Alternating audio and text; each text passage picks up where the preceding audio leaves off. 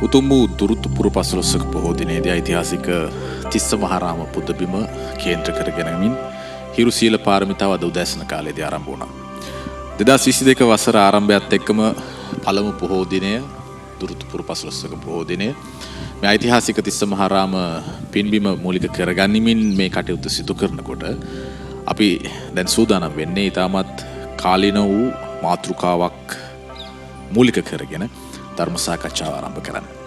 එතොත්නේ සෑම පොහෝ දිනකම හිරු සීල පාරමිතාවෙන් උදෑසන 8:30ට පමණ අපි මේ ආරම්භ කරන කාලීන ධර්ම සාකච්ඡාව තුළින් ගැඹුරු සමාජ යථාර්ථයක් සමාජගත කරන්න උත්සාහ කරනවා. මේ සමාජ යථාර්ථය නිවැරදිව දකින්න විවිධ ගැඹුරු මාතෘකා වටිනා කම් ඇති මාතෘකා තෝරාගෙන කතා බහ කරනකොට අද දවසේදී අපි තෝරාගත්ත මාතෘකාව අපේ සමස්ත ජීවිත කාලයටම විශාල බලපෑමක් කරන මාතෘකාවක්. බුදුදහම අනුව බෞද්ධ දර්ශනය අනුව නිර්වාණ මාර්ගය සාක්ෂාත් කරගන්න නම් අපි ප්‍රමාද වෙලා කටයුතු කරන්න අවශ්‍ය නැහැ. එහෙම කටයුතු කරොත් අපිට මේ සසර ගමන තුල තවත් දීර්ඝ කාලයක් ගමන් කරමින් මෙරි මෙරි ඉපදෙමින් ඉදිරියට යන්න පුළුවන්. හැබැයි අප්‍රමාදීව කටයුතු කළොත් නිවන කරා ගමන් කරන්න පහසුයි. හැබැයි ඒකට දැඩි අධිෂ්ඨානයක්, ඒ වගේම කැපවීමක්, පුළුල් ප්‍රඥාවක් අවශ්‍ය වෙනවා. ඉතින් අද අපේ මාතෘකාව බවට පත් වෙලා තිබෙන්නේ ප්‍රමාදය සහ අප්‍රමාදය. ප්‍රමාදයෙන් කොහොමද අපේ ජීවිතේ මේ නිවන් මඟට යන්නට බාධා එල්ල වෙන්නේ? අප්‍රමාදය කොහොමද නිවන් මඟට යන්නට පහසුකම් සලසන්නේ? මේ කියන කාරණා පිළිබඳව කතා කරමු. මේ මාතෘකාව තවදුරටත් විග්‍රහ කරගෙන යනකොට සමහර විට ප්‍රමාදය එක්තරා තැනකදී හොඳයි කියන තැනටත් අපිට එන්න පුළුවන්කමක් ලැබෙයි. හැබැයි මේ සාමාන්‍ය ජීවිතය තුළ යම් යම් කාරණා සමග සංසන්දනය කරලා කතා කරනකොට කොහොමුණත් අපි මාතෘකාවට ප්‍රවිෂ්ඨ වෙමු. නමුත් ඊට කලින් මම අද දවසේදී මාතෘකාව පිළිබඳව කතා කරන්න අපි තාමත් ගෞරවපූර්වක නමස්කාරපූර්වක ආරාධනා කරමින් මේ ස්ථානයේ වැඩම කර සිටින මහා සංඝරත්නය හඳුනාගත යුතුයි. මම තාමත් ගෞරවපූර්වක නමස්කාරපූර්වක පිළිගන්නා පූජ්‍යපාද වල්පොළ ගෞතම හිමියන්. අවසරයි අපේ හැමදෙරේ. ඒ වගේම අද දවසේදී අපේ මාතෘකාව පිළිබඳව කතා කරන්න අපි තිස්ස මහරාම මේ පින්බිමට පැමිණි නිසාම මෙහි විහාරවාසී ගෞරවනීය මහා සංඝරත්නය අතරින් තිස්ස මහරාම සඳගිරි උභය රාජමහා විහාර වාසී ගෞරව ශාස්ත්‍රවේදී පූජ්‍යපාද ගලගම ධම්මදින්න ස්වාමීන් වහන්සේට ආරාධනා කරා අප සමග කතා බහට වඩින්න කියා. ඉතින් උන්වහන්සේට ඉතාමත් ගෞරවපූර්වක නමස්කාරපූර්වක පිළිගන්නවා අපේ කතා බහට. ඔබ වහන්සේ පැත්තම තමයි මම එන්න කැමතියි.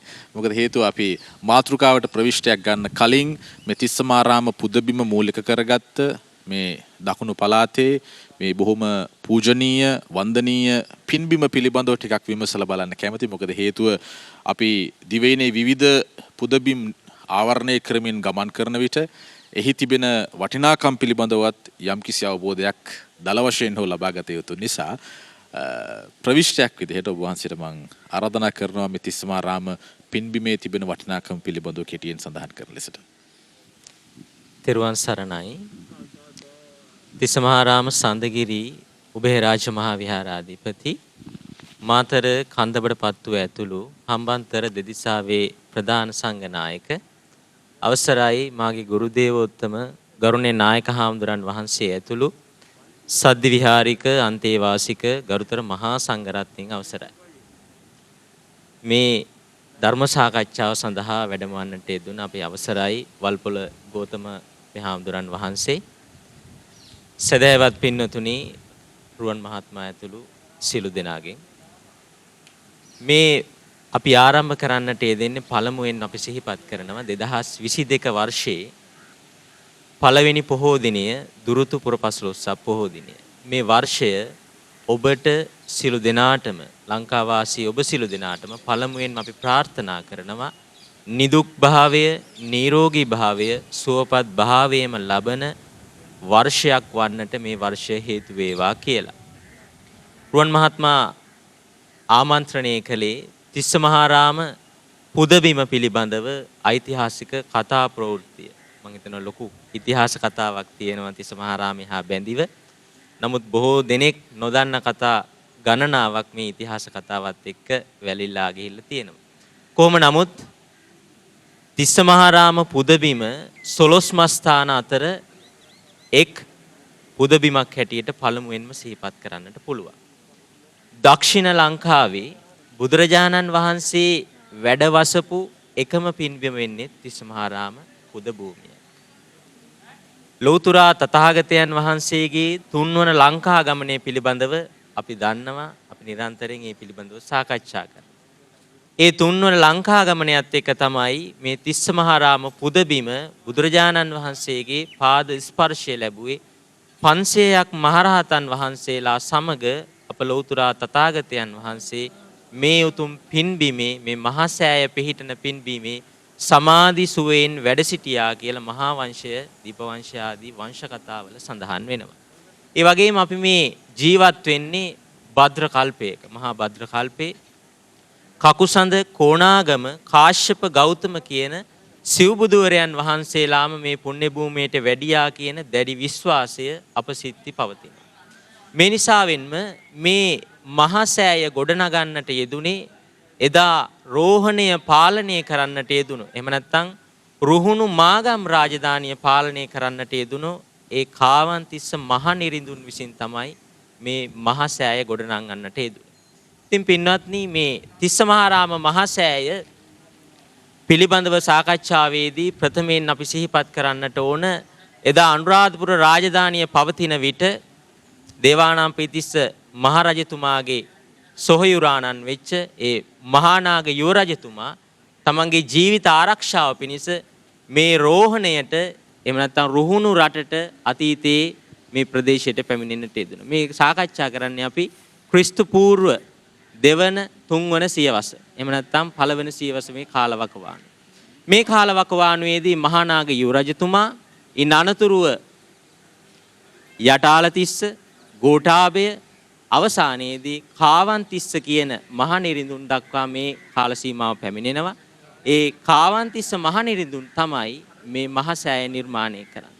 මහසෑයේ නිදන් කරන්නට යෙදුන සර්වඥ ධාතුන් වහන්සේලා පිළිබඳව විවිධ වංශ කතාවන් වල විවිධ ඉතිහාස කතාවන් වල විවිධ අයුරින් සඳහන් වෙනවා. ඉතින් ඒ සියලුම ඉතිහාස කතාවන් වල සඳහන් වෙන කාරණයක් තමයි මේ පිනතුන් අහලා තිබෙනවා. අපේ මේ මහසෑයේ ගාථාවේ සඳහන් වෙන්නේ නික්කිප්ප සම්පුන්න සසංක බිම්බ සංකාස භාසන්ත ලලාට ධාතු අකාරයේ තිස්ස නරිස්සරෝයන් තූපං නමේ තිස්ස මහා විහාරේ. ලෝතුරා තථාගතයන් වහන්සේගේ උතුම් ලලාට ධාතුන් වහන්සේ නලල් ධාතුන් වහන්සේ මේ මහසෑයේ වැඩ සිටිනවා කියලා ප්‍රබල වූ දැඩි විශ්වාසයක් බෞද්ධයෝ හැටියට අපි විශ්වාස කරනවා. ඒ වගේම ලලාට ධාතුන් වහන්සේ පිළිබඳව විවාද පන්න වෙනවා සෝමාවතී මහසෑය තුල සඳහන් වෙනවා කියලා අපි අහලා තිබෙනවා. ඒ වගේම 1960 සිදු කරන්නට යෙදුන පුරාවිද්‍යා ගවේෂණයක් තුල කිරින්දේ සෙල්ලිපියක් හමු වෙනවා මේ තිස්සමහාරාම මහසෑය ඉතිහාස කතාව පිළිබඳව තව තවත් ඒ තුල සාකච්ඡාවට බඳුන් වෙනවා. එහි සඳහන් වෙන තවත් කාරණයක් තමයි ලෝතුරා තථාගතයන් වහන්සේගේ වම් යටි හකු ධාතුන් වහන්සේ නමක් දන්ත ධාතුන් වහන්සේ නමකුත් මේ මහසෑයේ නිදන් කොට වැඩ සිටිනවා කියලා. එහෙනම් කාවන්තිස්ස මහ නිරිඳුන් මේ මහසෑය ගොඩනගන්නට යෙදුනේ නිසකේන්ම සර්වඥ ධාතුන් වහන්සේලා තැන්පත් කරන්නට ඇති. ඒ වගේම මේ මහසෑය පිහිටන භූමිය පිළිබඳව අපි උඩු ගුවනින් බැලුවොතින් පේන දෙයක් තමයි ප්‍රධාන වශයෙන්ම අපේම විහාරස්ථානයේ සඳගිරි රාජමහා විහාරස්ථානයේ තිබෙනවා. ඊට පස්සේ තිස්සමහාරාම මහසෑය ඉන් අනතුරුව මීට වසර 3කට පමණ ඉහතදී අපි සොයා ගන්නට යෙදුණු වෙල්ලායක් මත තියෙනවා වෙහෙර ගොඩැල්ල කියලා පුරාවිද්‍යාත්මක ස්ථානයක්. ඒ වගේම ඉන් අනතුරුව තියෙනවා යටාල චෛත්‍යරාජයන් වහන්සේ ඉන් අනතුරුව මණික් චෛත්‍යරාජයන් වහන්සේ. මේ චෛත්‍ය රාජයන් වහන්සේ පහම ඒකීයවයි පවතින. ඉතින් මෙවැනි පිහිටීමක් පවතින භූමියක් තමයි තිස්සමහාරාම පුදබිම. හැබැයි මේ පුදබිම පිළිබඳව තවත් සිහිපත් කරන කාරණයක් තමයි මේ සියල්ලම තියෙන්නේ මේ කුෂිකර්මාන්ත එහෙම නැත්නම් කුඹුරු වලින් වටවෙච්ච වටපිටාවක තමයි. ඉතින් ඒ තුල අපිට පැහැදිලි වෙනවා මේ පොළව මේ භූමිය අපි තව අඩි 6-7ක් පහළට හැදුවොත් එහෙම නැත්නම් හාරලා බැලුවොත් අනිවාර්යෙන්ම අපිට ඒ කාලයාගේ ඇවෑමෙන් යට ගිය අතීතයේ ශ්‍රී විභූතිය අපිට සොයා ගන්නට පුළුවන් වෙයි කියලා අපි විශ්වාස කරනවා. හොඳයි අපේ හැමදෙරනේ කෙටියෙන් වුණත් තිස්ස මහරාමේ අතීත බෞද්ධ උරුමය ඒ වගේම ඉතිහාසය විවරණය කරන්න යෙදීම පිළිබඳ ඔබ වහන්සේට මම ස්තුතිපූර්වකව নমස්කාර පූර්වක ස්තුතිය පිරිනමනවා. අපි දැන් අපේ මාතෘකාවට ප්‍රවිෂ්ඨ වෙමු. ප්‍රමාදය සහ අප්‍රමාදය. ජීවිතේ හොඳින්ම අවබෝධ කරගත යුතු කාරණාවක්. ගෞතම හිමියනි අපි ප්‍රමාදය සහ අප්‍රමාදය කියන මාතෘකාව පිළිබඳව කතා කරන්න ප්‍රවිෂ්ඨයක් ගන්නකොට මට හිතුණා බුදුන් වහන්සේගේ අවසන් බුද්ධ වචනයෙන්ම ආරම්භයකට යොමු වුණොත් හොඳයි කියලා. අප්‍රමාදීව කුසල් දහමේ යෙදෙන්න කියන මතක් කිරීම තමයි උන්වහන්සේගේ අවසන් බුද්ධ වචනය ලෙසට දේශනා කරන්නේ. මේ තුලම තිබෙනවා බුදු දහම තුල උන්වහන්සේගේ දර්ශනය තුල අපිට සාක්ෂාත් කරගන්න තිබෙන අපිට ප්‍රතිඵල ලබන්නට තිබෙන ඉහළම ප්‍රතිඵලය සාක්ෂාත් කරගන්න නම් මේ ප්‍රමාද නොවි කටයුතු කිරීම වැදගත්ය කියන එක. ඒ නිසා ඔබ වහන්සේට කොහොමද මේ කාරණා පිළිබඳව විග්‍රහ කරන්න පුළුවන්? අපේ ධම්මදින්න නායක හාමුදුරුවොත් විශේෂයෙන්ම තිස්ස මහරාම ඓතිහාසික රජමහා විහාරස්ථානයේ විහාරාධිපතිශ්වර නායක මහා ස්වාමීන් වහන්සේත් සියලුම ගරුතර මහා සංඝරත්නයනොත් පළමුවෙන්ම අපේ අවසර ප්‍රාර්ථනා කරනවා. රුවන් ඔබ මතක් කරපු බුදුරජාණන් වහන්සේගේ ඒ අන්තිම අවවාදය ඇත්තටම ටිකක් හිතුවොත් නිදහසේ බුදු කෙනෙක්ගේ අවබෝධය උන්වහන්සේ ජීවිතේ පුරාම වසර 45ක කාලයක් තමන් වහන්සේගේ අවබෝධය ලෝකයාට නොඑක් උපමා උදාහරණ එක්ක විවිධ දේශනා ඔස්සේ කියා දීලා ඒ පිරිනිවන් පාන මොහොත කියලා කියන්නේ රුවන් සසරේ අන්තිම උන්වහන්සේගේ මොවින් ශ්‍රී වචනයක් පිට වෙන අන්තිම මොහොත සසරේම ඒ මොහොතේ තුන් ලෝකික නායකත්වයක් දක්වන ශාස්ත්‍රුන් වහන්සේ නම තමන් වහන්සේට අවබෝධයේ අර මහා පුලුල් බූරි ප්‍රඥා කියලා කියන මේ පොළොව වගේ ප්‍රඥාවක් පොළොව වගේ මහා විශාල ප්‍රඥාවක් තියෙන ඒ මහා උත්තමයට කොච්චර නන්දේ කියන්න තියනවද අන්තිම මොහොතේ. ඒ සාමාන්‍යයෙන් කෙනෙක් තමන්ගේ හුස්ම ටික යනකොට ලෙඩ ඇඳක ඉන්නකොට එයා තමන්ගේ කටින් පිට කරනවා නම් හොඳ සිහිබුද්ධියෙන් ඉන්න කෙනෙක් කියන්නේ තීරණාත්මකම අත්‍යවශ්‍යම මොන හරි දේනේ අන්තිමටම කියන්නේ. ඒ කියා ගන්න ඕන මොහොතේ. බලන්න උන්වහන්සේ මේ වචන ටික කිව්වා කියන්නේ. ඒ වචන ටිකේ තියෙන බැරෑරුම්කම අපිට දැනෙනවා රුවන් තවත් එක්තරා සූත්‍රයක උන්වහන්සේ පෙන්වන අපූර්ව උපදේශකින්. උන්වහන්සේ කියනවා ඒ දේශනාවේදී තථාගතයන් වහන්සේ දේශනා කරන සියලුම ධර්මය කවුරු හරි කෙනෙක් අහනවා නම් එක වචනකින් කියන්න කියලා. උන්වහන්සේගේ සියලු දේශනා ඔක්කොම එකට කැටි කරලා එක වචනකින් කියන්න පුළුවන් නම් කියලා කියනකොට මම දැකලා තියෙනවා ඔය රූපවාහිනී වැඩසටහන වලත් සමහරලාට වගේ අහනවා මේ දැන් අපේ මේ වැඩසටහන ගැන තනි වචනකින් කියන්න ඕවගේ ඔය එක එක තියෙනවනේ සමහර වෙලාවට මේ විවිධ ක්‍රම ඒ වගේ උන්වහන්සේම මේක යෝජනා කරනවා මා විසින් දේශනා කළ සමස්ත සියලු ධර්මයේ තනි වචනකින් කියන්න කියලා කවුරු හරි මට කියනවා නම් මම කියන්නේ මහණෙනි අප්‍රමාදය කියන වචනේ කියනවා. ඒක එච්චරට බැරෑරුම්. එතකොට ඇයි මේ එහෙම කියන්නේ? රුවන් ඇත්තටම අපි මේ හුස්ම ටික මේ අපේ ජීවිතේ නිකන් අර පොඩි කින්දක් වගේ. අර එක දේශනාවක තියෙනවා බිත්තර කට්ටක් වගේ කියලා මේ ජීවිතේ. බලන්න හොඳට හිතලා බිත්තර කට්ට කියන එක හරිම අවිනිශ්චිතයි. මිනිස්සු කඩේට ගිහිල්ලා බඩු අරගෙන එනකොට ලූණු ටික අල ටික මොනවා හරි මේ පිපිඤ්ඤා ගෙඩියක් රාබු වගේ දේවල් කිසි බයක් නැතුව ඕන විදිහකට අරන් එනවා. හැබැයි මේ බිත්තර කටුව ආරක්ෂා කරන්න බොහොම අවධානයෙන් බොහොම කල්පනාවෙන් වගකීමක් කරන්න එක අරගෙන ඉන්නේ. මේ ජීවිතේ ඒ වගේ කිව්වා. අපි මේ ඉන්නවා දැන් මම මේ දේශනය කරනවා රුවන්. අපි දන්නේ තව පොඩ්ඩකින් මට මොකක් වෙයිද කියලා. හරිම අවිනිශ්චිතයි. අපි කිසි කෙනෙක් එක කිවිසුමක් නැහැ. ඒතකොට ඒ නිසාම තමයි මේ උඩට ගන්න හුස්ම රැල්ල යටට හෙලන්න කලින් තමන්ගේ ජීවිතේ නැති වෙයි කියලා උන්වහන්සේ හිතන්න කියලා මරණානුස්සති කියන සූත්‍ර පෙන්වුවේ. එතකොට මේ බත් කටක් අරගෙන මුඛේ තියාගත්තට පස්සේ මේ බත් කට ගිලිනවා තියා හපන්න කලින් ජීවිතේ නැති වෙන්න පුළුවන් කියලා හිතන්න කියනවා. එච්චරට ළඟ ඒ තරම් පුංචි කාලය මේ බුදුරජාණන් වහන්සේ අප්‍රමාදී වෙන්න කියන එකෙන් කියන්නේ හරියට අපි හිතුවොත් එහෙම කාලයෙන් ප්‍රයෝජන ගන්න කියන එකයි. කාලේ නාස්ති කරගන්න එපා කියන එකයි. අප්‍රමාදී වෙන්න කියන එකේ තේරුම එතනනේ තියෙන්නේ. කාලේ නාස්ති කරගන්න එපා. කාලේ නාස්ති කරන්න එපා කියන එකෙන් කියන්නේ පින්වත්නි මේ තියෙන ආයුෂ ස්වල්පය වෙනත් ලෝකත් එක්ක ගත්තට පස්සේ මේ සුගතියේ බුදුරජාණන් වහන්සේගේ ධර්මයේ ඇහෙන ලෝක කියන්නේ තුන් ලෝකයක්නේ. අපි කියන්නේ තුන් ලෝකාග්‍ර කියලා. දිව්‍ය, මනුස්ස, බ්‍රහ්ම. එතන මේ තුන් ලෝකෙන් දෙවියන් බඹුන්ට වඩා මේ අපිට තියෙන හරිම පුංචි ආයුෂ ප්‍රමාණය. අර එක මාලබාරි දෙවියෝ කියලා දෙවි කෙනෙක් හිටියා දෙවියන් අතරේ. මෙයාගේ ස්වභාවය තමයි මල්ගස් 1000ක් තියෙන උයනක් තියෙනවා. මේ උයනේ මල් කඩන්න එයාට හිටිය දිව්‍යාංගනාවෝ 1000ක්. මේ දිව්‍යාංගනාවෝ 1000ත් එක්ක හැමදාම උයනට ගිහිල්ලා මල් කඩනවා. මල් ගෙනල්ලා ඒ අය සරසලා ඒ විමානෙම එයාගේ මාලිගා ඒ සියල්ල සරසනවා. දවසම ඕක තමයි කරන්නේ. ඒතර මෙතනදී රුවන් මේ එක දෙවඟනක් චුත වෙනවා. ඊට පස්සේ අනිත් අය ගිහිල්ලා මාලබාරි දෙවියන්ට කියනවා එයාගේ ආයුෂ ඉවරලා එක දෙවඟනක් චුත වුණා කියලා. මේ අනිත් අය ඒ අතරේ මල් ටික කඩලා මල් ටික එකතු කරනකොට මෙන්න චුත වෙච්ච කෙනා ආපහු පහළ වෙනවා.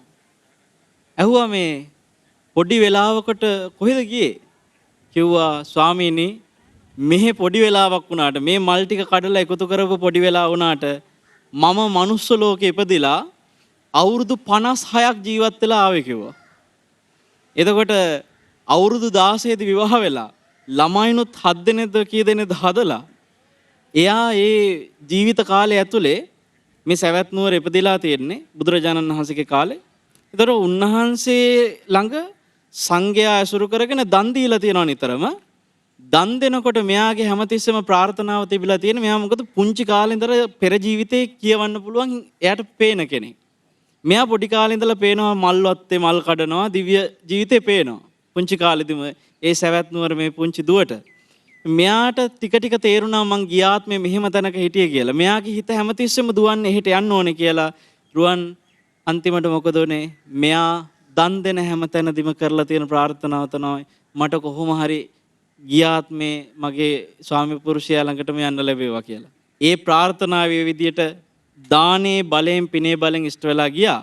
හැබැයි බුදුරජාණන් වහන්සේ වදාලා එයා පතපු ඒ ප්‍රාර්ථනාවට වඩා වටිනවා මහන්නේ නිවන පැතුවා නම් දැන් අපි මම හිතුවේ ওই සිද්ධිය ඇහෙනකොට රුවන් මෙහි අවුරුදු 50 ගාණක් ළමයිනුත් හදලා ජීවත් වෙලා ගියපු මිනිස්සයා ආපහු දෙවියන් අතර ගිහින් පහළ වෙනකොට අර මල් වත්තේ මල් ටික කඩලා මල් ටික එකතු කරන පොඩි වෙලාවක්. ඉතින් ඒ වගේ ලෝකත් එක්ක අපි ගත්තට පස්සේ අපි මේ මහා කාලයක් කියලා හිතාගෙන ජීවත් වෙන ආයුෂ ප්‍රමාණය බැලුවම හරියම මේ බලන් ඉද්දි ගෙවෙන ස්වල්පයක්. ඒ නිසා අප්‍රමාදයේ කියන එක බලන්න නම් මේ ආයුෂයන්ගේ තියෙන අවිනිශ්චිතකම බලා කාලයෙන් ප්‍රයෝජන ගන්න තමයි රුවන් අපි පුළුවන් තරම් උත්සාහවන්ත වෙන්න ඕනේ. හොඳයි අපි හැමදෙරේ අපිට මේ මාතෘකාව තවත් පුළුල්ව විග්‍රහ කරගන්න පුළුවන්. අප්‍රමාදීව කටයුතු කිරීම, ප්‍රමාදයෙන් තොරව කටයුතු කිරීම කොයිතරම් දුරට බුදුන් වහන්සේ දේශනා කරන ලද උන්වහන්සේගේ දර්ශනය තුල සඳහන් වන නිවන කරා යන්න හෝ අවම වශයෙන් මාර්ගඵලයක් හෝ ලබන්න හේතුවක් වෙනවද කියන කාරණාව. අපි ඉක්මනට විරාමයකින් පස්සේ මුණ ගැහෙමු රැඳී සිටින හිරු සීල පාරමිතාව සමග.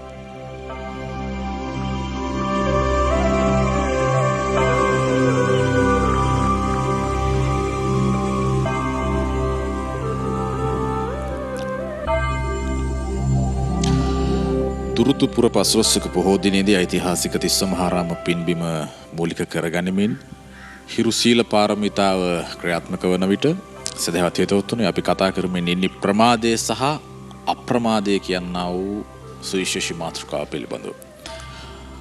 ආරම්භයේදී අපි මේ ප්‍රමාදය සහ අප්‍රමාදය කියන මාතෘකාව තුළ බුදුන් වහන්සේගේ අවසන් බුද්ධ වචනය මූලික කරගෙන අවබෝධ කරගන්න කතා කරන්න උත්සාහ කරා.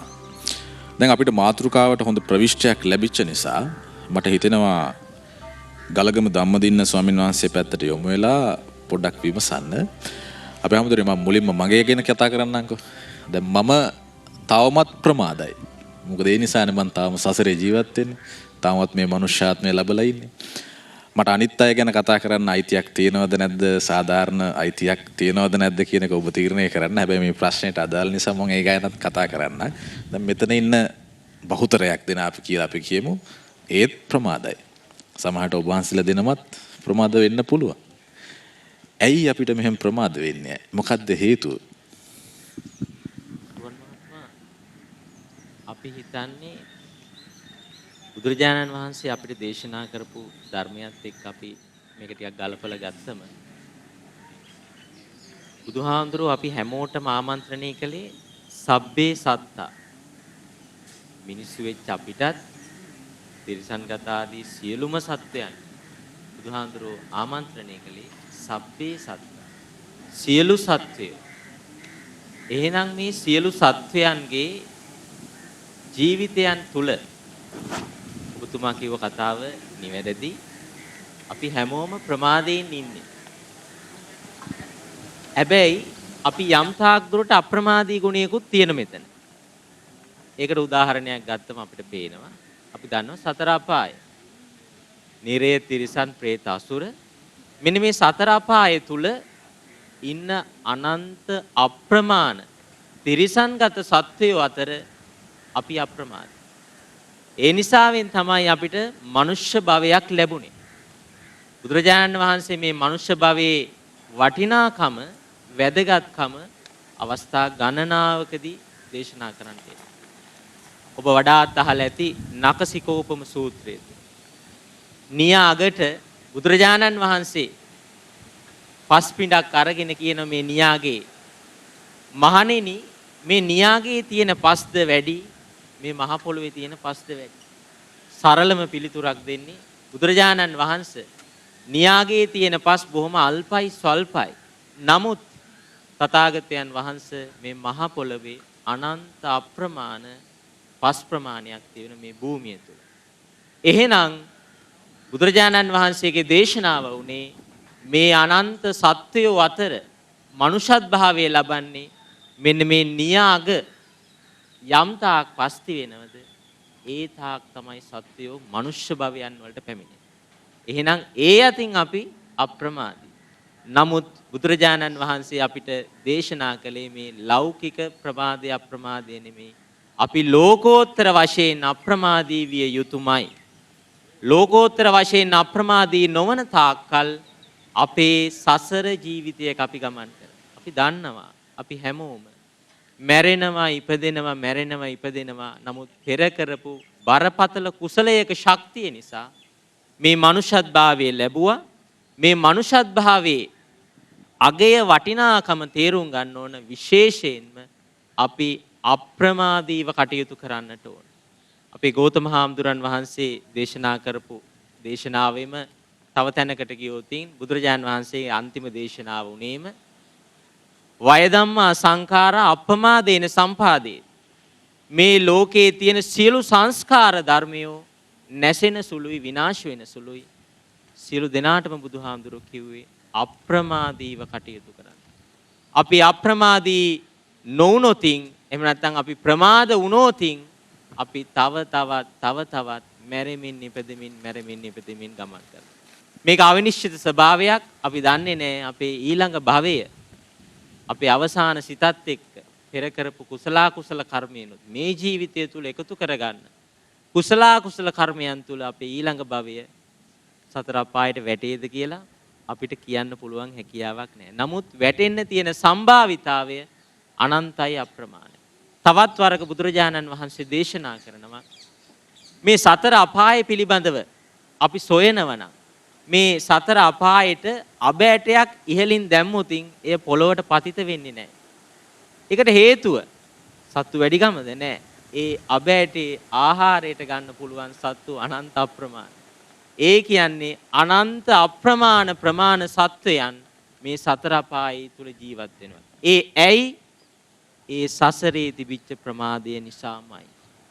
අන්නේ සසරේ ප්‍රමාදය නිසා ඔබත් මමත් අපිත් මේ පුහුදුන් හැමෝම තවමත් සසරේ ගමන් කරනවා. අන්න ඒ නිසාවෙන් තමයි බුදුරජාණන් වහන්සේ දේශනා කළේ අර යම් අවස්ථාවකදී දේශනා කරනවා යමෙක් Tamanගේ හිස ගිනි ගත්තම ඒක නිවන්න උත්සාහ කරන්නේ යම් තාක්ද ඒ තාක් අන්න ඒ අයුරින් අපි අපේ සසර සුවපත් කරන්න එහෙම නැත්නම් නිවනම අරමුණු කරගන්නට පුළුවන් මේ අප්‍රමාදයම වඩන්න ඒ කුසලයේම පිහිටන්න කියන කතාව තමයි තථාගතයන් වහන්සේ දේශනා කරන්නට යෙදුනේ. හොඳයි අපි හඳුන්නේ ඔබ වහන්සේ මේ පැහැදිලි කරපු කාරණාවත් එක්ක මට පූජ්‍යපද වල්පොල ගෞතම හිමියන් පැත්තට යොමු වෙලා අහන්න පුළුවන් එක කාරණාවක් තියෙන එක තමයි හඳුන්නේ අප්‍රමාදීව කටයුතු කරන්න නම් අපි ගොඩනගාගත යුතු අපි අප තුළම සංවර්ධනය කරගත යුතු තවත් කාරණා රාශියක් තියෙනවා. එකක් තමයි අපේ හිතේ තියෙන සංසුම්භාවය වැඩි කර ගැනීම මම විශ්වාස කරනවා අතිශයම වැදගත්. මොකද එහෙම නැති වුණොත් අපි කොච්චර අප්‍රමාදීව කටයුතු කරත් ධර්මයේ නිසිලස අවබෝධ කරගන්න තියෙන හැකියාව සීමා සහිත වෙනවා. අපි හිතේ තියෙන සංසුන්කමත් සංවර්ධනය කරගෙන ගොඩනගාගෙන චතුරාර්ය සත්‍යයත් නිවැරදිව වටහාගෙන ආර්ය අෂ්ටාංගික මාර්ගය තුල ගමන් කරමින් නිවැරදි ගමනාන්තයක් කරා යනවනම් පෘථග්ජන මිනිසුන් විදිහට සාමාන්‍ය මිනිසුන් විදිහට අපි මොකද්ද වැඩිපුරම ප්‍රගුණ කරමින් ඉදිරියට සංවර්ධනය කරගෙන යා යුතු කාරණා? රුවන් මම ඔය මේ වහපු ප්‍රශ්නේ මං හිතුවා ආපහු මගින් ඔය අප්‍රමාදය ගැන ප්‍රමාදය ගැන මොකක් හරි අහුවොත් මට හිතුණා මේ පෙරලලා ඔයාගෙන් ওই ප්‍රශ්නේ අහන්න. හරිද? දැන් අප්‍රමාදී වෙන්න කියනවා. මිනිස්සු අහන්න ඕනේ මොනවටද අප්‍රමාදී වෙන්න ඕනේ? අප්‍රමාදී වෙන්න කිව්වට නේද? මේ මොකක් වෙනුවෙන්ද? දැන් වීරියවන්ත වෙන්න කියනවනේ. වීරියවන්ත වෙනවා කියන්නේ මොකක් හරි දෙයකටනේ වීරියවන්ත වෙන්න උත්සාහවන්ත වෙන්න කියනවනේ. මොකටද උත්සාහවන්ත වෙන්නේ? දුවන්න උත්සාහවන්ත වෙන්නද? උඩ පයින් උත්සාහවන්ත වෙන්නද? මේ බැම්මෙන් එහා පැත්තට පනින්න උත්සාහවන්ත මොකක් හරි දෙයකට තියෙන්න බෑ. ඒ වගේ අප්‍රමාදෙත් ප්‍රශ්න කරන්න ඕන දෙයක් තමයි කුමක් සඳහාද අප්‍රමාද වෙන්න ඕනේ? ඒකයි. ඇත්තටම කුසලෙටනේ අප්‍රමාදී වෙන්න කිව්වේ. දැන් රුවන් ඇහුවේ ඒ සඳහා ඇති කරගන්න තියෙන ගුණධර්ම කියලා. සරලවම කිව්වොත් කුසලයට අප්‍රමාදී වෙන්න කිව්වා. මිනිස්සු මේ කුසලයට අප්‍රමාදී වෙන්න කිව්වට පස්සේ හිතන්නේ කුසල් කියන වචනේත් එක්ක අපි හරියටම බුදුරජාණන් වහන්සේගේ අප්‍රමාදී විත්තේ මොන කුසල්ද කියලා විමසනවා නම් සත්‍තිස් බෝධිපාක්ෂික ධර්ම. ඒ තමයි අප්‍රමාදී විය යුතු කුසලේ. මොකද දැන් අපි දස කුසලේ කියලා ගන්නකොට ප්‍රාණඝාත ආදී කාරණා කතා කරනවානේ. රුවන් මේ බුද්ධ ශාසන නැති කාලෙත් ප්‍රාණඝාතයෙන් වළකින මිනිස්සු ලෝකේ හිටියා. ශාසන නැති කාලේ. ශාසන නැති කාලේ හොරකමින් වැළකීච්ච අය ඔය ඔක්කොම කරන අය ශාසන නැති කාලෙත් ඉන්නවා. ශාසනයේ තියෙන කාලෙත් ඉන්නවා. එතකොට මේකේ වෙනසක් තියෙන්න ඕනේ. ශාසනේ නැති කාලේ තියෙන කාලේ දෙකේම සත්තු මරන්න නැති අය ඉන්නවා නම් අපි ශාසනය හම්බුණාට පස්සෙත් සත්තු මරන්න නැතුව ඉන්න එකට අප්‍රමාදී වෙනවා කියන එකටද මහන්සි වෙන්න ඕනේ. නෑ ඊට වඩා මේකේ ගැඹුරක් තියෙනවා. ඒ සතා නොමරා ඉන්න ඕනේ බෝධිපාක්ෂික ධර්ම තුල පිළිටලා. මොකද මේ බෝධිපාක්ෂික ධර්ම කියන්නේ? බෝධි කියන්නේ පින්වත්නි චතුරාර්ය සත්‍ය අවබෝධය. එතකොට අවබෝධයට පාක්ෂික අවබෝධයට උදව් වෙන ධර්මවලට තමයි කියන්නේ බෝධිපාක්ෂික කියලා. ඇයි අවබෝධය? මොකටද අවබෝධය? අපිට ජීවිතේ හැම මොකක් හරි වරදින තැනක් තියෙනවා නම් ඒ වරදින හැම තැනක්ම තියෙන රුවන් අපේ හිතේ තියෙන යම්කිසි අඳුරක් එක්ක. මොකක්ද ඒ අඳුර? අඳුරක් තියෙන ඕනම තැනක ඇත්ත පේන්නේ නැහැ. එතකොට මේ හිතේ තියෙන අඳුරු දේවල් වල රාග අන්ධකාරය, ද්වේෂයේ අන්ධකාරය, මෝහයේ අන්ධකාරය. මේ අන්ධකාර තියෙනවා කියන්නේ ඇත්ත පේන්නේ. මාන්නයහම අන්ධකාරය, ක්‍රෝධයහම අන්ධකාරය. ක්‍රෝධයව මිනිස්සයා ඒ ක්‍රෝධය තියෙන වෙලාවේ මොනවද කරන්නේ කියන්නේ පස්සේ තමයි යාට තේරෙන්නේ මං අපරාධෙම කළේ. ඇත්ත පේන්නේ. දැන් අපේ ගෙදර විදුලි විසන්ධි වීමක් වුණ ගමන් එකපාරටම අපි අතගගා යන්නේ මොකෝ? අපි හොඳටම දන්නවා කුස්සියට යන පාර, අපි හොඳටම දන්නවා මේසෙ කොතනද, පුටුව කොතනද, ඇඳ කොතනද. ඒත් අපිට දැන් ඇත්ත පේන්නේ නැහැ. කොතනද කියලා දන්නේ අතගගා අමාරුවෙන් වැදි හැපි යනවා. අඳුරකදී ඇත්ත පේන්නේ නැහැ. ඔබට මතක ඇති අර ඉන්දියාවේ මේ ගීත ගායනා කරලා අර මේ ස්ටේෂන් එකේ වයසක අම්මා කෙනෙක් රණු මොණ්ඩාල් කියලානේ. මෙයා එකපාරටම ප්‍රසිද්ධ වුණා. මිනිස්සු එයාව ගෙනාවා තැනකට. එයා හරි දුප්පත්ව හිටපු කෙනෙක්. බොහොම අපිරිසිදු ඇදගෙන හිටපු කෙනෙක්. හැබැයි එයා එක දවසින් දෙකෙන් මේ රටේ තැනකට ආවට පස්සේ එයාගේ දක්ෂතාවය වෙනයි. හැබැයි ආව මහ ලොකු මාන්නයක්. මාන්න කියන්නේ අන්ධකාරයක්. ඇත්ත පේන්නේ. ඊට පස්සේ මොකද උනේ? මිනිස්සෙක් ඇඟේ ගෑවිගෙන යනකොට ෂි කියලා ඇඟ පිහදාන තැනට මෙයාගේ හිත පිරිහුණා. ඒ කියන්නේ මාන්නේ. මාධ්‍යවේදියෙක්ට කතා කරන්න දන්නේ නැහැ. මාන්නේ. දක්ෂතාවේ කැලේට ගියාවේ කියලා ಗುಣධර්ම නැති කෙනාව ආපහු කඩාගෙන වටනා නැවත හිඟමනේ වැටෙන තැනට. දැන් අද යා මොකක් කරේ සමාජ මාධ්‍යයට දැම්මට පස්සේ මිනිස්සු එක විහිළුවට ගන්නවා. ඒ කියන්නේ ඇත්ත පේන්නේ නැහැ. කරන දේ විහිළුවක් කරනවා ලෝකෙට. අඳුර. එතකොට මේ අඳුරක් අපේ හිතේ හැමතිස්සෙම මේ රාගේ හෝ ද්වේෂය හෝ මේ හැම එකක් එක්කම අඳුරක් නේ තියෙන්නේ. අඳුරට උත්තරේ මොකද්ද? ආලෝකය. අඳුර නැති කරන්න පින්වත්නි ඔබ හිතනවා කොහේ හරි තැනක අඳුරක් තියෙනවා නම් අඳුර උස්සලා ගිහිල්ලා විසිකරත හැකිද? බෑ. අපි කියනවා මේ ඔගොල්ලෝ කට්ටියම මෙහෙට එන්න එකතු වෙලා මේ අඳුර පොඩ්ඩක් උස්සලා ගිහිල්ලා අපි මේ අර බැම්මෙන් එහා පැත්තට දාමු. නැත්තම් මේ අඳුර කෑලි කෑලි ඔයගොල්ලන්ගේ තියෙන බෑග් වල දාගෙන අරන් යන්න මෙතනින් අඳුර අයින් කරගන්න උදව් කරන්න. ලොරියක් ගෙනල්ලා මේ අඳුර පටවන්න අයින් කරන්න බෑ. අඳුරට අත තියන්න නෙමෙයි. අඳුර අයින් කරන්න තියෙන්නේ ආලෝකය ගෙනල්ලා. ආලෝකය තමයි අර කිව්ව අවබෝධය, බෝධි. එතකොට මේ අප්‍රමාදී වෙන්න කිව්වේ ඒ අවබෝධය ඇති කරගන්න. ප්‍රඥාව කිව්වේ ඒක, සම්මාදිට්ඨි කිව්වේ ඒක. ඒ අවබෝධය ඇති කරගන්න අප්‍රමාදී වෙනකොට ආලෝකය එනවා. ප්‍රඥා ලෝකය කියලා කියන්නේ ඒකනේ. ඒක ආලෝකයක්. ප්‍රඥා ලෝකයේ එන්න අවිද්‍යා අන්ධකාරය කියලා කියන මේ අනවබෝධයේ අඳුර නැති වෙනවා. අඳුර නැති වෙනකොට එයා නිවනටපත් වෙනවා. එතකොට අපි මෙතන අප්‍රමාදී වෙන්න තියෙන්නේ බෝධිපාක්ෂික ධර්මවලටයි, තවත් සරලව කියනවා නම් ප්‍රඥාවටයි. ඒ ප්‍රඥාව උපදින්න උදව් කරන සතියට තමයි අප්‍රමාදී වෙන්න තියෙන්නේ. හොඳයි අපේ හවුදුරේ අපිට තවත් කතා කරන්න පුළුවන්කමක් තිබෙනවා. අපි කතා කරමින් ඉන්නේ ප්‍රමාදය සහ අප්‍රමාදය කියන කාරණාව. මේ කාරණාව පිළිබඳව කතා කරගෙන යනකොට අපේ සාමාන්‍ය ජීවිතයේ අපි කරන යම් වැරදි අඩුපාඩුත් තියෙන්න පුළුවන්. මේවා කොහොමද අපි නිවැරදි කරගන්නේ? අප්‍රමාදීව කටයුතු කරමින් මේ ලැබූ මනුෂ්‍යාත්මයේදීවත් නිවන් මාර්ගය කරා යන්න කොහොමද අපි කටයුතු කළ යුත්තේ? ඒ අවබෝධය ලබා ගැනීමට කොහොමද උත්සාහවන්ත විය යුත්තේ? අපි කතා කරමු. නමුත් ඊට කලින් මොඩ විරාමයක් ගමු. විරාමයෙන් පස්සේ නැවතත් මොන ගෙම රැඳී සිටින්න හිරු සීල පාරමිතාව සමගින්.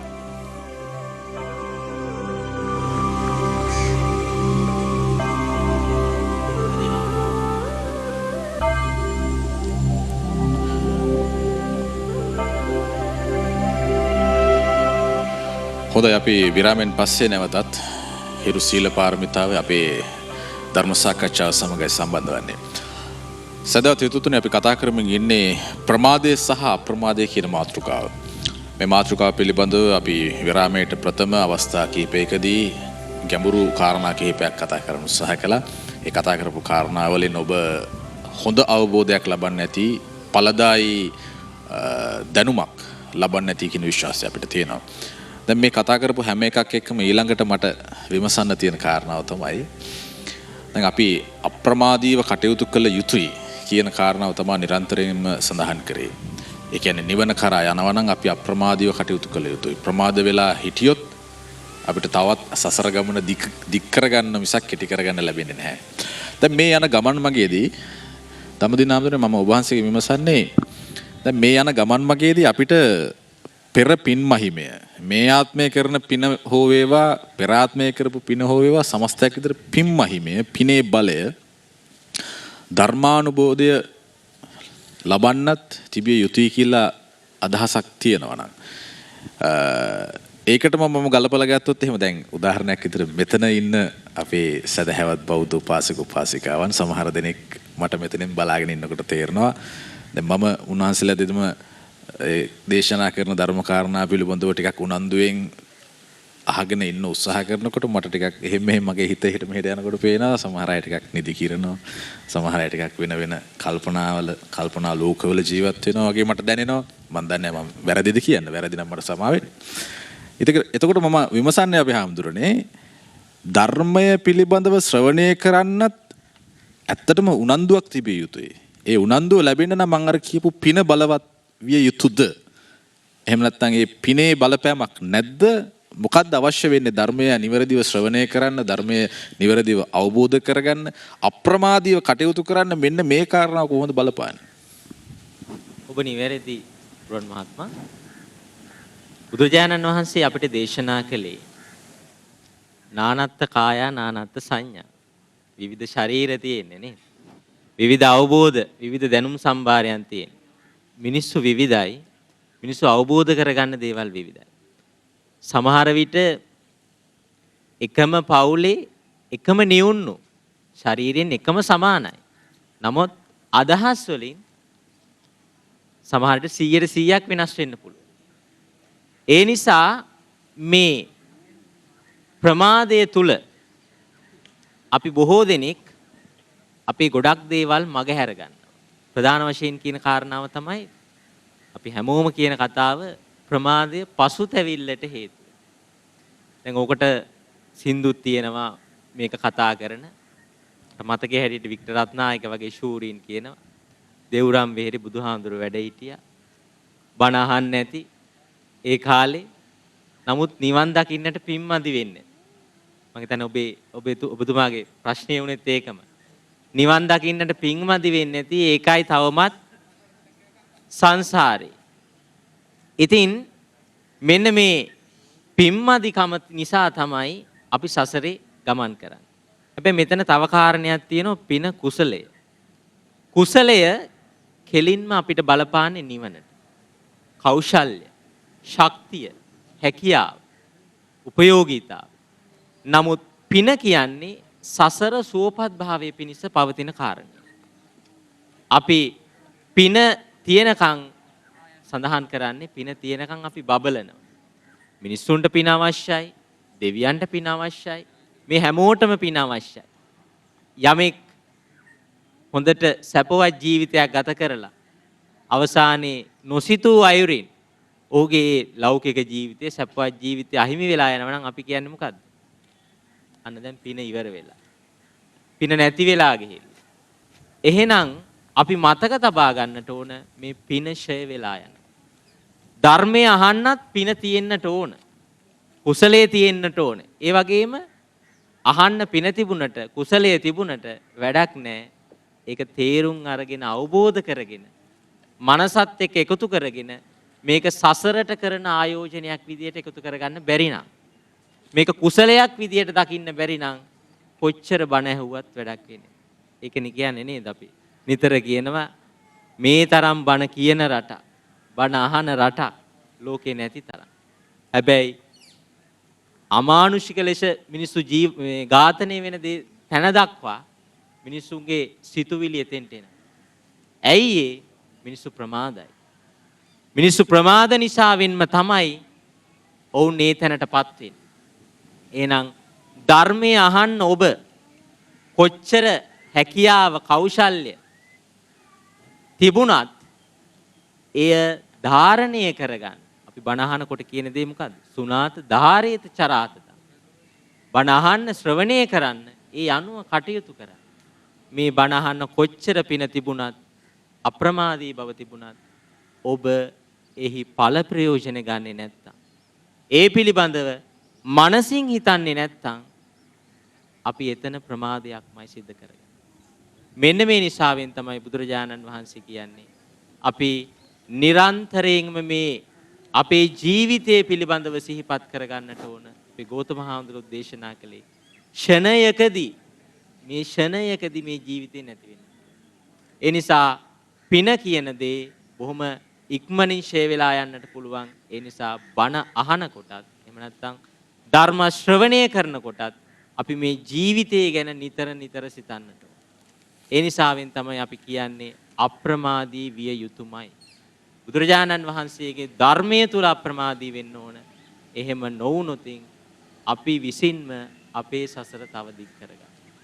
මෙන්න මේ කාරණාව තමයි අපි මතක් කරගත යුතු වෙන්නේ මේ අප්‍රමාදී හා ප්‍රමාදී බව තුළ මේ අවස්ථාවේ. හොඳයි අපි හැමෝටම මේ කාරණා පිළිබඳව කතා කරනකොට ගෞතම හාමුදුරන්ගේ පැත්තට යමු වෙන්න මම කැමතියි. ඒ තමයි මම අද උදේ අපේ හිරු ටීවී පත්තරේ විස්තරේ වැඩසටහන ආරම්භයෙන් හිටියා. අපේ වැඩසටහන පටන් ගන්න ප්‍රථම. ඒ අතරතුර මම දැකපු දෙයක් තමයි එක් තැනකදී අපේ හිතවත් මදුෂාන් ගෙනහැර පයනවා අස්කිරි පාර්ශවයේ අනුනායක හිමියන් සඳහන් කරනවා අපේ රටේ මිනිස්සුන්ගේ ආකල්පමය වෙනසක් සිදුවිය යුතුමයි කියලා. මෙන්න මේ උන්වහන්සේ සඳහන් කරන කාරණාව කොහොමද අපි අපේ මාතෘකාවට සම්බන්ධ කරගන්නේ? දැන් අපේ හාමුදුරුවෝ සඳහන් කරා බණ අහන රටක ජීවත් වෙන මිනිස්සු විදිහට මේ බණ අහලා අප්‍රමාදීව කටයුතු කරලා කොහොමද යහපත් ජීවිතයකට යහපත් අවසානයකට යා යුත්තේ කියන එක. මෙන්න මේ අනුනායක හාමුදුරුවන් සඳහන් කරන ආකල්පමය වෙනස කියන එක කොච්චර දුරට වැදගත්ද අපේ මාතෘකාවත් එක්ක සංසන්දනය කරලා බලනකොට අද සමාජයට? රුවන් අපිට ජීවිතේ සමහර වෙලාවට අපිටත් වඩා ධර්මය හෙන්නේදී සමහර රටවල් වල මේ මිනිස්සුන්ගේ අර මෙච්චර පිරිහිච්ච නැති දියුණු ආකල්ප දකින්න තැන් නැතුව නෙමෙයි. දැන් මම මේ ළඟදිත් දැක්කා එංගලන්තේ මේ මාලිගාවේ එක්තරා කුමාරිකාවක් විවාහ උත්සවයේදී ඇයගේ පිටේ සැත්කමක් කරලා තියෙනවා ලොකු පැල්ලමක් තියෙනවා. ඒ සැත්කම කරපු මාක් එක සලකුණ.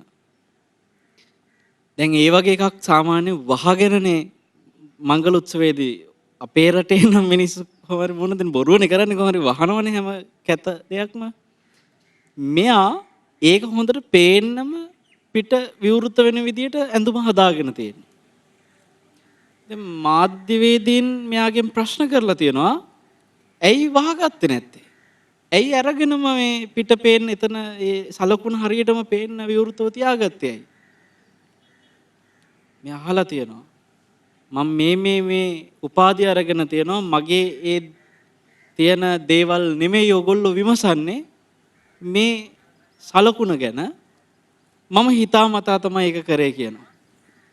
මගේ සැත්කම එදා ඒ පරිස්සමින් කරපු වෛද්‍යවරුන්ට උපහාරයක් කරන්න. ඒ සලකුණෙන් කියා පානවා ඒ වෛද්‍යවරු මගේ ජීවිතය ආරක්ෂා කරලා අද මට මෙහෙම විවාහ වෙන්න පුළුවන් තත්ත්වයට මාව ගෙනාවේ ඒ අය. ඒ අයට මට කෘතගුණයක් විදිහට මං ඒ සලකුණ පේන්න තියාගත්තේ කියලා. එහෙම දියුණු ආකල්ප ධර්මයක් ඇහෙන්නේ නැති මිනිස්සු අතරේ හරියට අපි දකිනවා.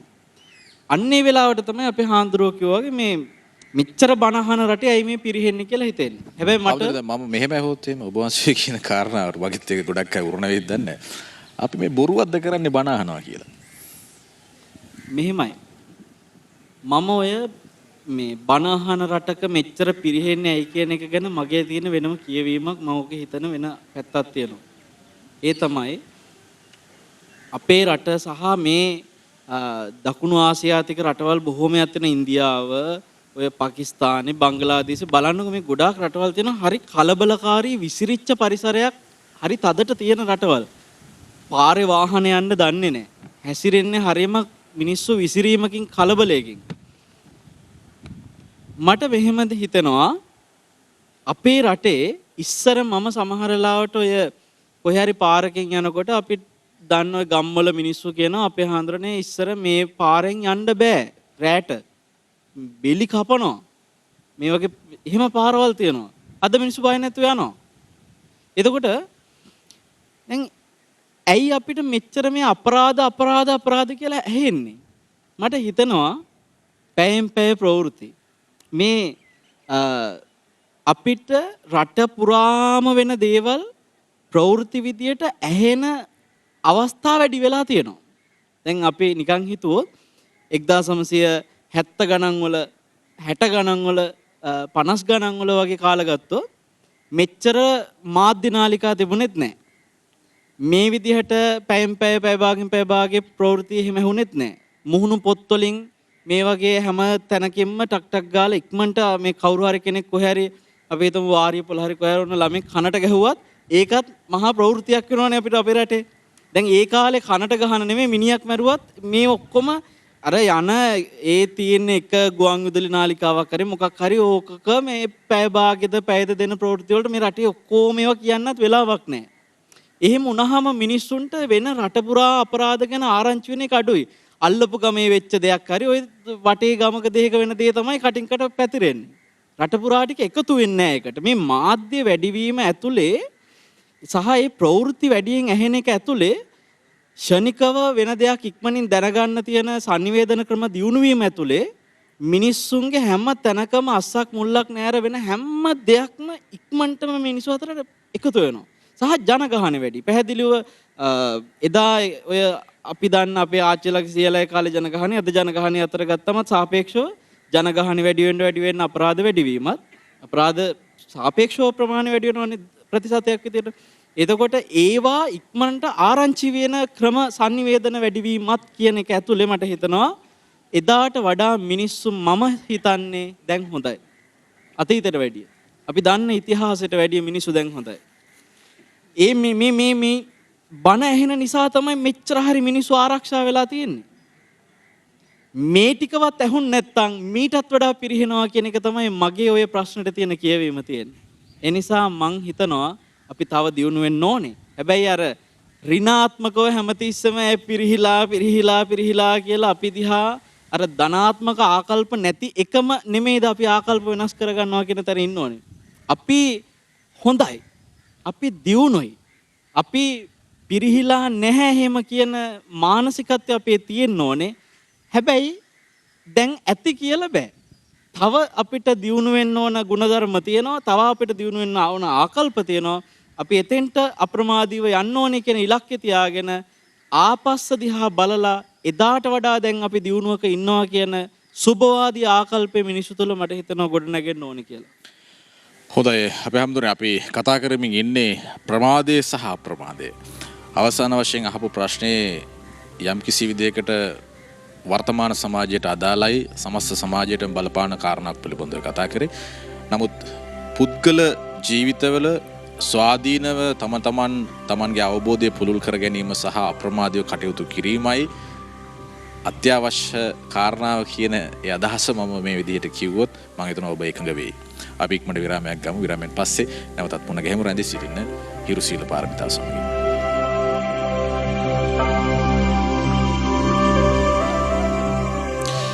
විරාමයෙන් පස්සේ අපි නැවත සූදානම් වෙනවා අපේ හිරු සීල පාරමිතාවේ ධර්ම සාකච්ඡාවේ අවසාන මොහොත ගත කරන්න. අපි කතා කරමින් ඉන්නේ ප්‍රමාදය සහ අප්‍රමාදය. මේ මාතෘකාව පිළිබඳව විවිධ කාරණා සාකච්ඡා කරනකොට හැම දිනකම ජීවිතවලට යම්කිසි අදිෂ්ඨානයක් ඇති කරගන්න පුළුවන් අවබෝධයක් ලබා දෙන්න අපේ සාකච්ඡාව තුළ අපි හැම මොහොතකම උත්සාහ කළා.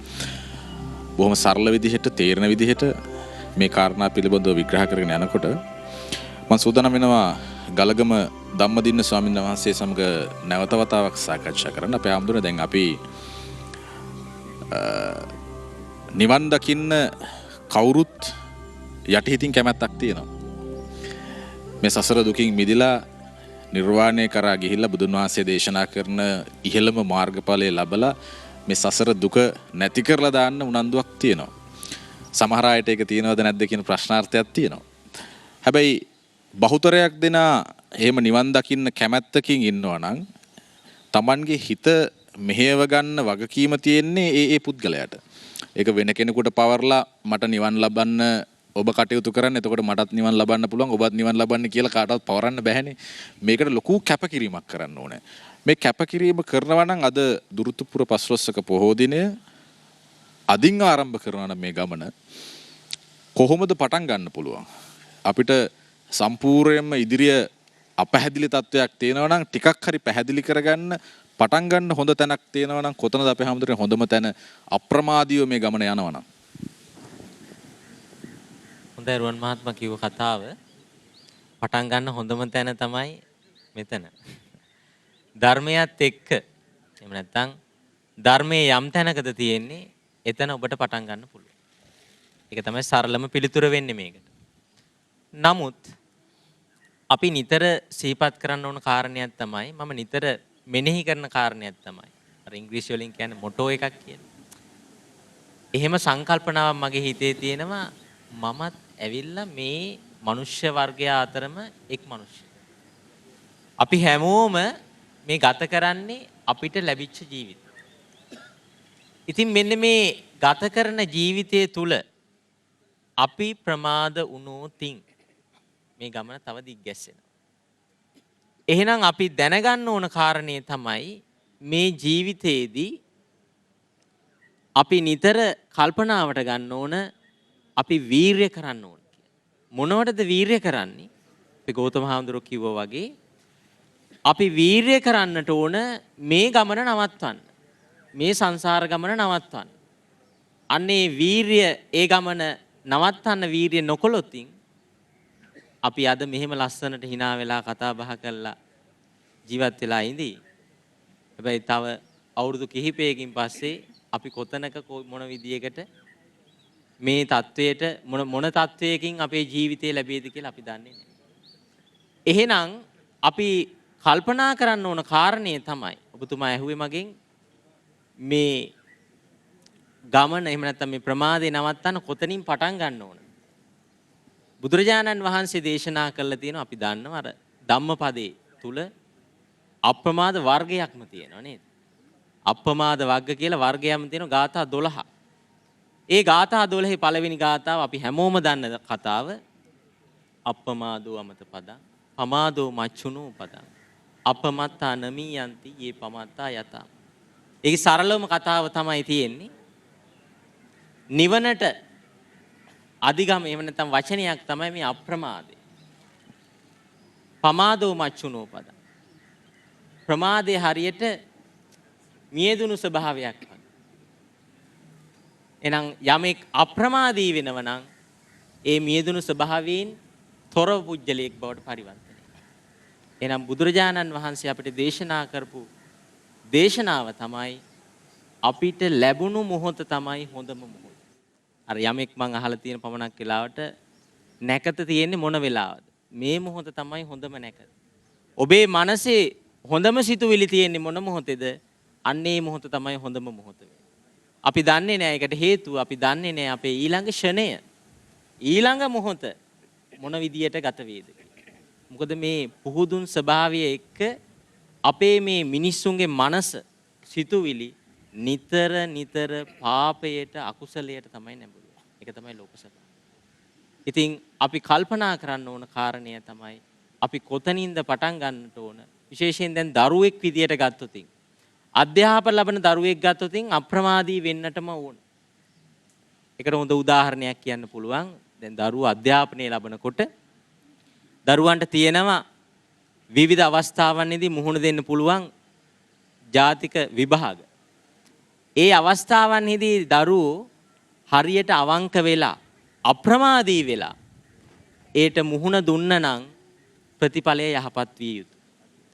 යම් හේකින් දරුවෝ ප්‍රමාද වෙලා කුසීත වෙලා කම්මැලි වෙලා දෙමාපියන්ගේ ඇස් වහලා ඒ විදිහට කටයුතු කරලා තිබුණොත් අනිවාර්යයෙන්ම ඇති වෙන්නේ මොකද්ද? පසුතැවිල්ලමයි. මේ පසුතැවිල්ල රුවන් මහත්මයා අපි හැමෝටම ඇති වෙන පසුතැවිල්ල.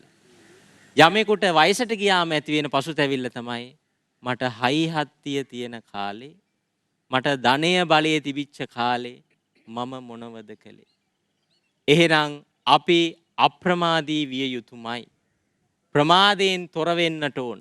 එහෙම නැත්නම් අවසානයේ අපිට කියන්න වෙන්නේ අනේ අපරාධේ නිකන් කාලය ගත වුණා.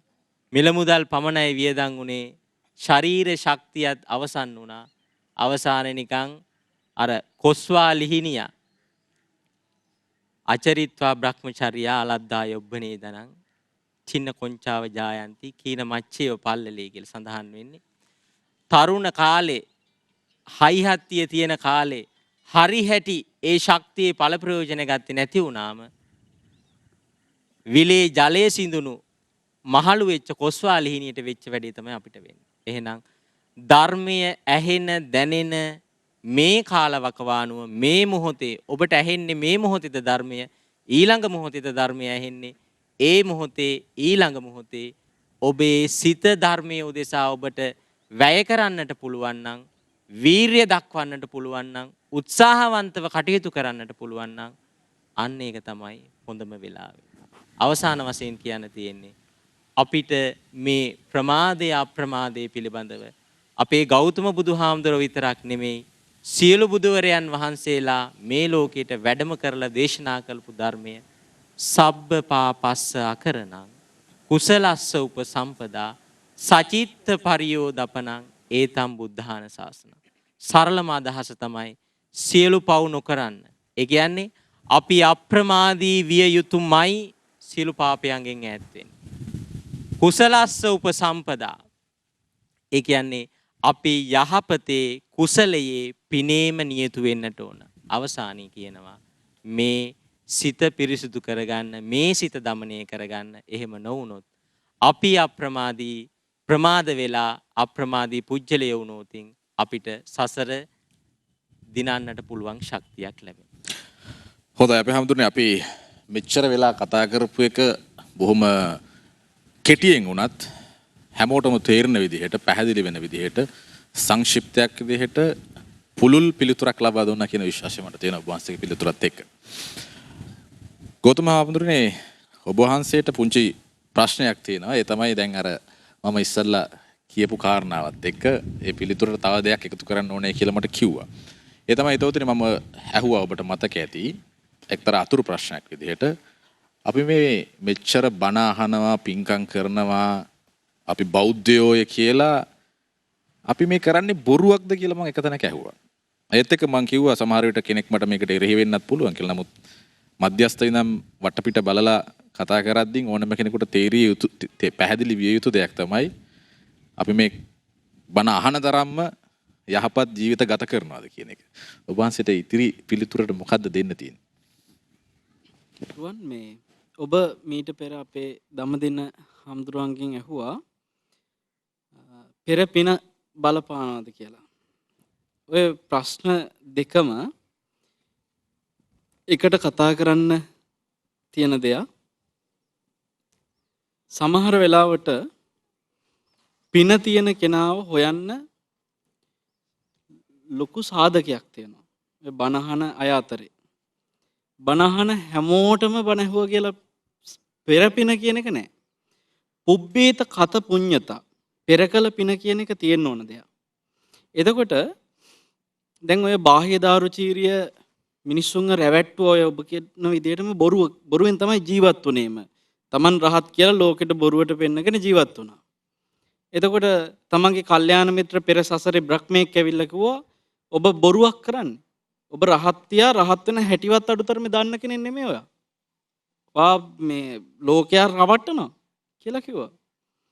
එතකොට දැන් ඒ වගේ තැනක මෙයාගේ හිත හසුරන විදිය තමයි පෙර පිනට අනුව දැන් බලන්න තියෙන්නේ. මෙයා ගැටුණා නම් බාහිදාරුචීරිය අදත් සසරේ. නමුත් මොකද උනේ? මෙයාගේ පෙර පින මත උනා. මෙයා ඇහුවා නිහතමානීව. එතකොට මම රහත් බව දන්නේ නැත්නම් රහත් වෙන්නේ කොහොමද කියලා මම දන්නේ නැත්නම් කවුද දන්නේ කියලා ඇහුවා. අන්න ඉන්නවා කිව්වා පහළලා බුදුන්. උන්වහන්සේ දන්නවා කිව්වා. බුද්ධ කියන වචනේ ඇහෙනකොටම මේ පෙර පින මතුවෙලා දුවගෙන ගියා බාහිදාරුචීරිය. ඒ නිහතමානී මනස Tamanට අවවාදයක් ධර්මයක් ඇහෙන තැනක ඇති කරගන්න පෙර පින තියන අය හරිම අඩුයි ඉරුවන්. ඒකයි මේ බොරුව කියන එක අපිට හිතෙන්නේ. බණ අහන්නේ බොරුවටද? පින් කරන්නේ බොරුවටද? දන් දෙන්නේ බොරුවටද?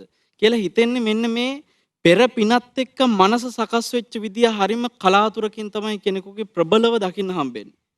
දැන් මට මේ ළඟදී අපේ විදේශගතව ඉන්න එක්තරා මහත්මේ ප්‍රංශේ පැත්තේ මහත්මේ ගොඩාක් සැර විදිහට බැනලා මැසේජස් වගේක් දාලා තියෙනවා.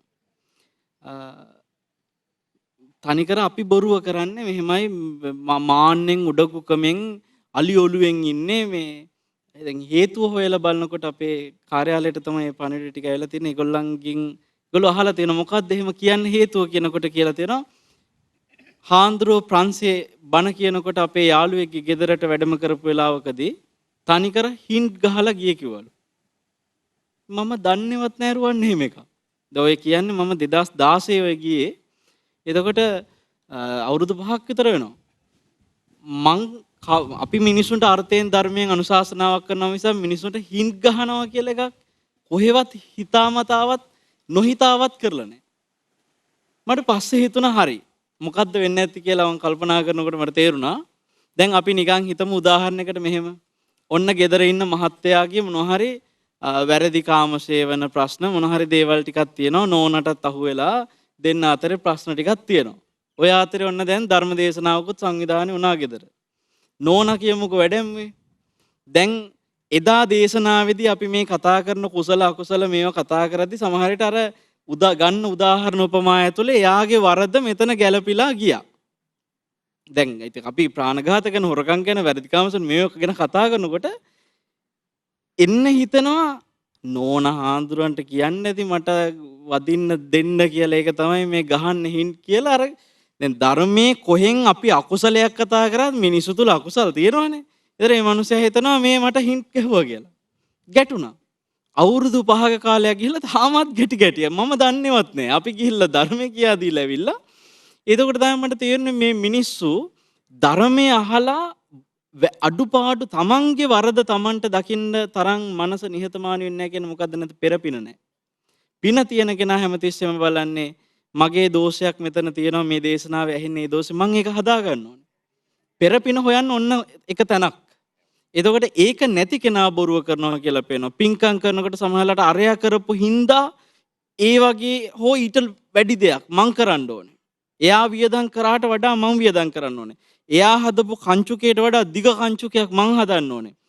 එතනදී යන්න ඔබ කියන විදිහට බොරුව කරනවා කියලා පේනවා.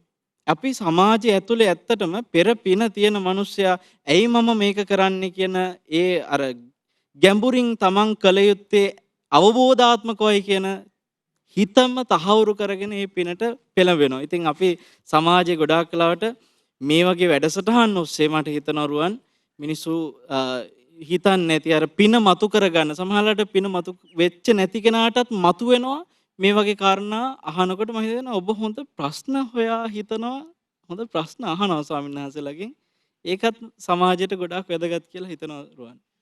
හොඳයි අපි හැමදෙරේ අපිට තවත් මේ මාතෘකාව පිළිබඳව විග්‍රහ කරමින් ඉදිරියට යන්න පුළුවන් නම් වඩාත් හොඳයි. නමුත් අවුරශ්මියත් දැඩිව දැනෙනවා. වෙලාවත් බොහොම ඉක්මනට ගත වෙලා ගිහිල්ලා තියෙනවා. ඒ නිසා අපිට අපේ කතාව අවසන් කරන්න සිද්ධ වෙනවා. විශේෂයෙන්ම මම පූජනීය වල්පොල ගෞතම හිමියන්ටත් ඒ වගේම ගලගම ධම්මදින්න හිමියන්ටත් ඊටමත් ගෞරවපූර්වක නමස්කාර පූර්වක ස්තුතිවන්ත වෙනවා. අපේ සාකච්ඡාව හරවත් කරන්න ඒ වගේම ගැඹුරු කාරණා සරලව වුණත් සමාජගත කරන්න එකතු වුණාට ඉතින් උන්වහන්සේලා දෙනමට මම නැවත වතාවක් ගෞරවපූර්වක ස්තුතිවන්ත කරමින් අපේ ධර්ම සාකච්ඡාව මේ මොහොතේ අවසන් කරන්න සූදානම් වෙනවා. නමුත් අපි විශේෂයෙන් මතක් කරනවා මේ ඓතිහාසික පින්බිමේ සිට තවදුරටත් හිරු සීල පාරමිතාව ක්‍රියාත්මක වෙනවා. ඒ නිසා රැඳී සිටින්න කියන ආරාධනාවත් එක්ක අපි දැනට කෙටි විරාමයක් සඳහා ප්‍රධාන පාලක මැදිරියට යොමු වෙනවා.